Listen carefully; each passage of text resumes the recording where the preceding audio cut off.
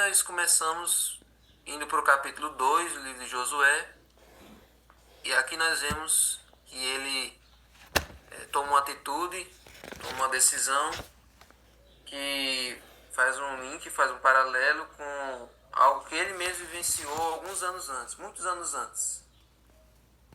É uma história bastante curiosa que nós vimos lá em Números capítulo 13, quando Moisés estava com o povo prestes a entrar em Canaã. Moisés mandou 12 espias, um de cada tribo, para que eles fizessem uma análise, fizessem uma avaliação da terra, trouxessem os melhores frutos, trouxessem ali as melhores provas de que a terra era boa e que eles viessem trazendo esse relatório. Acontece que eles voltaram desse relatório em Números 13. 10 espias, melhor, todos eles trouxeram frutos da terra. Vocês lembram que era um cacho de uvas do tamanho de um homem, trouxeram num cabo aquele cacho de uvas, trouxeram várias provas de que a terra era fértil, disseram que a terra tinha muitas árvores, tinha muito lugar para plantar, só que 10 espias trouxeram um relatório negativo, dizendo que a terra era muito ruim, ou que os inimigos eram muito fortes, tinham gigantes, as cidades tinham muitas muralhas, que não dava para eles conquistarem. Só Josué e Caleb que trouxeram um relatório positivo, otimista e confiando em Deus. Por causa desse incidente, de que esses 10 espias negativos influenciaram o povo a deixar de ter fé em Deus e deixar de ter confiança de que iam conquistar a terra, Deus fez com que aquele povo desse a volta, voltasse pelo caminho do deserto e que toda aquela geração morresse no deserto. Era a geração futura, eram os filhos deles que iriam herdar a terra. Eles iam ficar rodando em círculos pelo deserto por causa da incredulidade deles, por causa da falta de fé deles. Já pensou você caminhar durante 40 anos, chegar na beira da terra e chegar lá e você não confiar, você ter dúvidas de que Deus ia fazer você chegar até, que Deus ia fazer você conquistar a terra? Então foi isso que aconteceu com essa primeira geração que saiu do Egito. Só Josué e Caleb, dos que saíram do Egito, entraram, e todo aquele povo que saiu morreu. Quem chegou lá foram os filhos deles. E acontece que agora nós chegamos na parte da história que os filhos deles vão entrar em Canaã. Né? A segunda geração agora vai entrar em Canaã. E aí, será que eles iriam repetir o erro dos pais? Será que eles iriam repetir o erro da primeira geração? Então é isso que Josué queria descobrir. Então em Josué 2:1, ele diz o seguinte, olha: da localidade de Sitim, Josué, filho de Nun, enviou secretamente 2 espias, dizendo: vão, observem a terra e a cidade de Jericó. Amanhã, acho que a partir de amanhã que ele vai falar em Raabe, mas hoje é só nessa questão dos espias. Veja, esse lugar onde eles foram enviados, Sitim, lembra tanto o primeiro episódio do envio dos 12 espias, como um episódio mais recente que foi um momento de apostasia entre o povo de Israel, onde Balaão influenciou algumas pessoas do povo a terem relações, fazer uma orgia com mulheres moabitas. Então, esses 2 episódios negativos estavam na memória daquele povo. O primeiro episódio dos 12 espias tinha ficado na época dos pais deles. E agora esse episódio de Sitim, da orgia com as mulheres moabitas, tinha sido na geração deles. Então o povo tinha errado várias vezes, tinha tropeçado várias vezes no caminho, tinha demonstrado falta de fé, falta de compromisso, e agora a terra estava lá diante deles para ser conquistada. E aí? Será que Deus ia dar mais uma chance a eles? Será que eles também morreriam no deserto e a terceira geração que iria entrar? Então,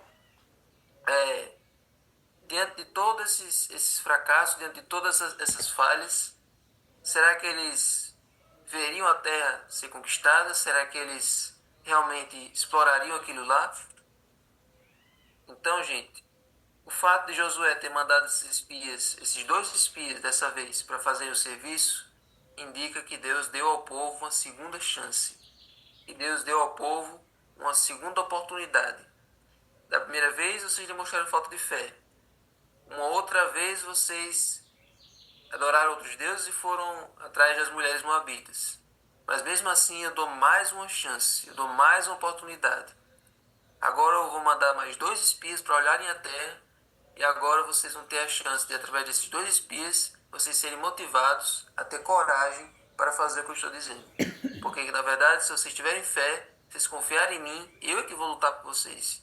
Vocês não precisam se preocupar em mais nada. Porque eu vou agir através das mãos de vocês, segurando a espada, para derrotar os inimigos. É essa certeza que Deus queria que o povo de Israel tivesse. Então, esse envio dos 2 espias foi uma segunda chance que Deus estava dando para o povo de Israel. Então, gente, era isso que Deus queria que eles tivessem, essa certeza. Então, aquela geração precisava ter confiança, senão eles não teriam a terra. Eles precisavam vencer onde seus pais tropeçaram. E aqui, nesse caso, ao invés de 10 espias, de 12 espias, Josué mandou apenas 2. Não se sabe por que ele pensou apenas em 2 espias. Talvez ele não quisesse que acontecesse a mesma coisa outra vez, que a maioria foi pelo lado negativo. Ele pensou, não, talvez 2 espias tragam um relatório mais conciso, mais sucinto e mais positivo, mais dentro do que eu quero. E esses espias têm uma diferença do relatório dos primeiros espias. Esses 2 espias eles não trouxeram provas de que a terra era boa, porque o povo já sabia que a terra era boa. O povo ainda lembrava que na época dos pais deles, aqueles primeiros espias trouxeram frutos e coisas da terra que provavam que ela era muito fértil. Então eles não trouxeram provas de que a terra era boa. Segundo, não houve uma menção de uma exploração abrangente da terra. Ou seja, esses 2 espias eles não exploraram Canaã por inteiro, era só 2 pessoas. Eles exploraram aquela região que eles estavam ali prestes a andar, que era aquela região ali perto de Jericó. Então, eles andaram ali por algumas partes, por algumas regiões, e depois voltaram. Eles não foram andar por toda a Canaã porque seria inviável, né? Só para 2 pessoas. E terceiro, eles passaram mais tempo escondidos do que realizando atividades de espionagem. Então, eles passaram a maior parte do tempo escondidos, não fizeram as mesmas atividades que os primeiros. Então houve essa diferença entre os 12 espias e esses 2 espias. Agora, o que houve diferente neles, o episódio que aconteceu com eles que tornou a missão deles mais bem sucedida do que a primeira, foi o episódio de Raabe.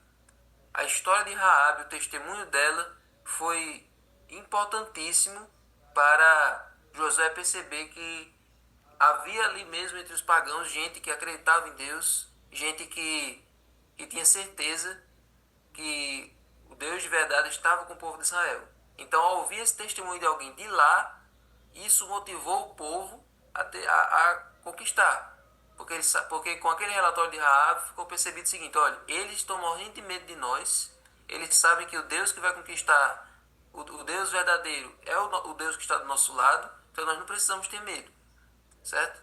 Então, amanhã nós vamos ver sobre Raabe mais detalhadamente, mas essa segunda chance que Deus deu para o povo de Israel valeu a pena porque agora eles ficaram motivados, agora eles ficaram confiantes. E Deus é isso. Deus, enquanto você está vivo, enquanto seu coração está mole, Deus dá 1001 chances para nós. Deus dá 1001 oportunidades. Ele é o Deus da graça, Ele é o Deus que sempre oferece a sua mão para trazer você de volta, para fazer com que você caia na real, para que você reate a aliança que um dia você quebrou. Então, a gente vê isso na história de Pedro. Pedro nega Jesus 3 vezes e depois Jesus morre e ressuscita. Jesus morre e ressuscita e Jesus lá na praia, Jesus pergunta, Pedro, tu me amas? 3 vezes. Uma para cada vez que Pedro negou. E cada vez que Pedro responde afirmativamente, ali Jesus está perdoando ele conforme as suas transgressões. Então, para cada pecado nosso que nós nos arrependemos, Deus tem um perdão para nós. Amém. Não tem um limite de perdão. Deus diz assim, eu vou perdoar você até 700 pecados. Daqui para frente eu não perdoo mais. Você já estourou o pacote. Não. Para cada pecado tem o perdão. Para cada erro tem a graça. Para cada deslize, Deus traz aquela mão, Deus tem aquela mão ajudadora para trazer você de volta. Então, o Clarinha colocou aqui um comentário. Exatamente. O Clarinha está falando que a gente às vezes não enxerga pessoas sinceras num ambiente de tanta corrupção. Exatamente. E às vezes, gente, a gente quer a graça apenas para nós. A gente acha que só nós merecemos a graça. E a gente não enxerga que outras pessoas também precisam. Que pessoas que estão na mesma situação que nós. Isso aqui é muito sério, na verdade. A gente pensa, a gente diz, a graça me alcançou, eu estava lá na lama, eu estava lá afundado, e Deus me trouxe de lá. Aí a gente vê outra pessoa que também está na mesma situação, e aí a gente diz, não, essa pessoa aí não merece. Essa pessoa aí não tem como. Deixa eu habilitar o microfone que Clarinha quer falar.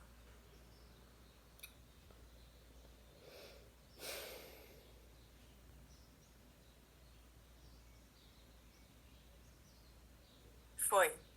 Só ia falar porque eu me uso muito como exemplo, porque quem olhasse para mim lá no mundo nunca veria a possibilidade de um dia eu ser cristã.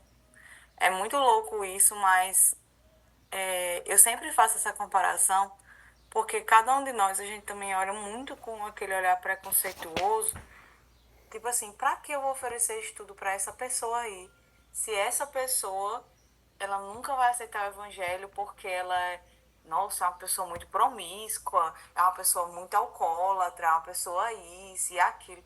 Parece que a gente limita o poder da graça e a misericórdia de Deus, achando que o Espírito Santo não tem poder suficiente para transformar a vida do mais vil pecador.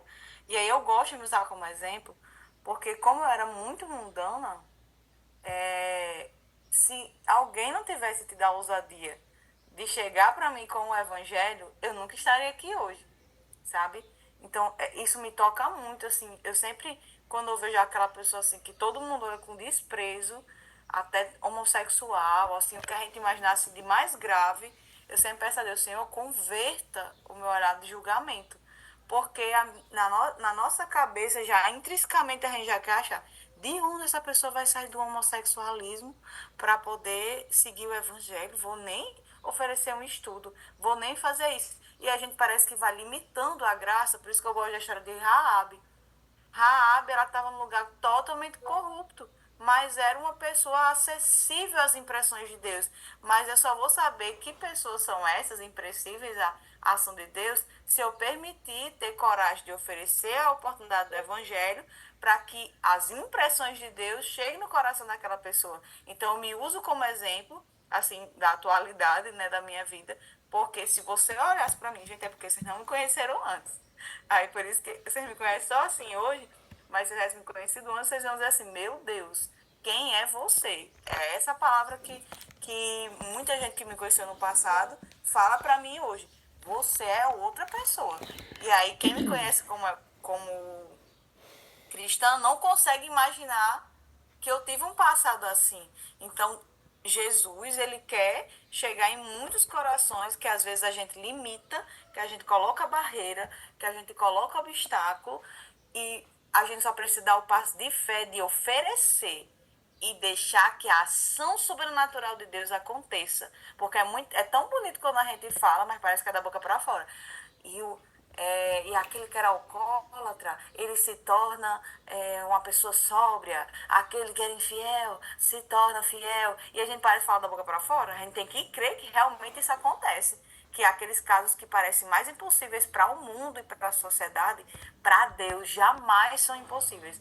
Então era só essa reflexão, Davi, que me senti muito tocada para falar, porque eu até hoje luto contra isso também. Porque às vezes a gente tem esse olhar julgador, e eu também tenho, e achar que aquele caso não vai acontecer, que não é possível. E são essas pessoas que o poder de Deus transforma de maneira mais incrível e poderosa para nos envergonhar e mostrar que a graça de Cristo, quando chega no coração, tem um poder restaurador e transformador, sobrenatural, que mente humana nenhuma pode explicar. Então era só isso, sabe? Desculpa até eu atrapalhar.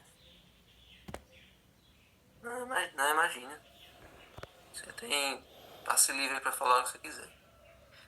Então, gente, vamos fazer uma oração. Ficou bem fechada essa ideia aí com a palavra de Clarinha. Amanhã ela vai passar essa parte de Raabe, essa história dela, com mais detalhes. Mas ficou muito boa, ficou bem fechado aqui esse entendimento. Que nós possamos ter o mesmo olhar que Jesus tem por nós. Nós possamos ter pelos outros o mesmo olhar que Jesus teve por nós. E entender que a graça é para todos. Nós não somos mais merecedores da graça do que os outros. Na verdade, ninguém merece. E é esse entendimento que vai fazer a gente ter amor pelas pessoas, ter compaixão por elas, ter paciência por elas, ter entendimento de que se o Espírito Santo me alcançou, alcança elas também. Senhor Deus, muito obrigado, Senhor, por essa mensagem da Tua Palavra, por Senhor, seu Deus, da segunda, terceira, quarta, milésima chance, enquanto nós estamos vivos. Nos ajuda a não desperdiçar esse tempo de graça e ir para Ti o quanto antes. E também, Senhor, nos ajuda a entender que existem outras pessoas sinceras, existem outras pessoas que estão aí precisando de Ti e que, para elas serem salvas, é preciso que nós vamos atrás delas. Nos ajuda a ter paciência com elas, a entender que o Senhor vai transformar a vida delas assim como o Senhor nos transformou. Tira de nós, Senhor, todo olho de preconceito, toda visão preconcebida. Nos ajuda, Senhor, a enxergar nelas alguém por quem Cristo morreu. Sim, Alguém que merece, que precisa estar no céu assim como nós precisamos. Então, Senhor, fica conosco.